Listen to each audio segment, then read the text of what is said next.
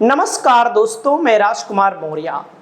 बिहार में विधानसभा चुनाव का आगाज हो गया है। बिहार विधानसभा चुनाव को लेकर सभी राजनीतिक दलों ने अपनी अपनी तैयारी तेज कर दी है। इसी बीच चिराग पासवान की सबसे ज्यादा चर्चा हो रही है इस समय। क्यों? क्योंकि चिराग पासवान केंद्र में मंत्री हैं। केंद्र में मंत्री के साथ साथ लोकसभा के चुनाव में इनकी पार्टी का बेहतर प्रदर्शन रहा। 5 की 5 लोकसभा सीट इनको मिली और इनकी पार्टी ने जीती।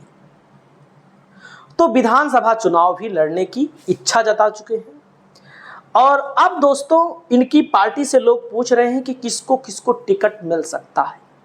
मिलने की संभावना ज्यादा है, आपको बताने जा रहे हैं। आपकी जो भी राय हो, आप अपनी राय को कमेंट करके जरूर बताइएगा।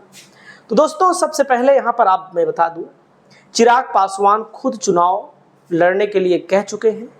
चिराग पासवान को बहुत सारे नेता पसंद कर रहे हैं, बीजेपी वाले जो अपने बिटिया बेटवा को लड़ाना चाहते हैं। बीजेपी से जिनका जुगाड़ नहीं लग सकता वे चिराग पासवान को पसंद कर रहे हैं। बीजेपी के तमाम नेता, जेडीयू के भी नेता उसमें भी हैं।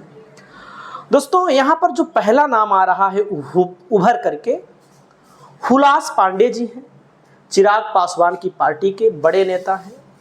इनका टिकट बताया जा रहा है कि चिराग पासवान ने लगभग कन्फर्म कर दिया है, इनको चुनाव लड़ाने के लिए राजी हैं और इनको लड़ाएंगे।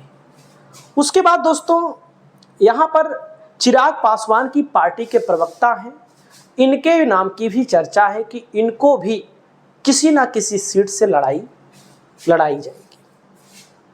वहीं पर दोस्तों कुछ नाम मैं आपको यहाँ पर पढ़ के बताना चाहता हूँ।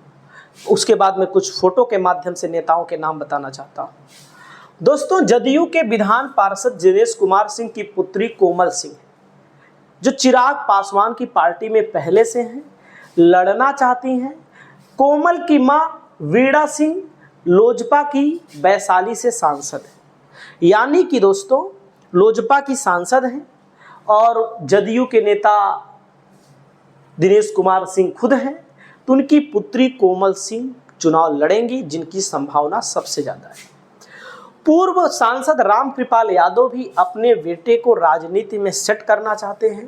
रामकृपाल यादव के पुत्र अभिमन्यु यादव वैसे तो बीजेपी से ही टिकट लेने की कोशिश कर रहे हैं, अगर नहीं मिला तो चिराग पासवान की पार्टी से चुनाव लड़ेंगे। दोस्तों अगला नाम है महेश्वर हजारी। महेश्वर हजारी विधानसभा चुनाव में अपने बेटे सन्नी को एनडीए के घटक दल के तौर पर बीजेपी से टिकट दिलवाना चाहते हैं। महेश्वर हजारी बीजेपी से नेता है, मतलब कि महेश्वर हजारी बीजेपी से अपने बेटे को टिकट दिलाना चाहते हैं। नीतीश कुमार से भी मिल चुके हैं।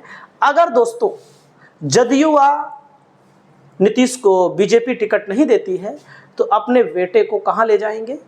एलजेपी में भी ले जा सकते हैं।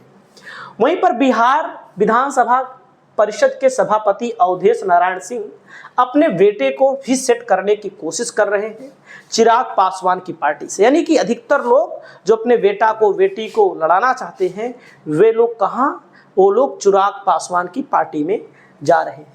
नेताओं की लंबी फहरिस्त है दोस्तों। वरिष्ठ उपाध्यक्ष हैं जदयू के नारायण सिंह का बेटा सोनू भी शाहाबाद से चुनाव लड़ना चाहता है। विधानसभा अध्यक्ष नंद किशोर यादव का बेटा पटना सिटी से चुनाव लड़ना चाहता है। भाजपा विधायक अरुण सिन्हा का बेटा भी चुनाव लड़ना चाहता है। नालंदा के हरनौत के विधायक हरिनारायण सिंह भी अपने बेटे को चुनाव लड़ाना चाहते हैं। तो देखो बीजेपी में तो एक ही टिकट मिलेगा, तो बीजेपी में जब टिकट नहीं मिलेगा तो कहाँ जाने वाले हैं? एलजेपी में जाने वाले हैं। वहीं पर दोस्तों बीजेपी विधायक के विनोद नारायण झा के पुत्र वैभव झा भी चिराग पासवान की पार्टी में शामिल हो चुके हैं।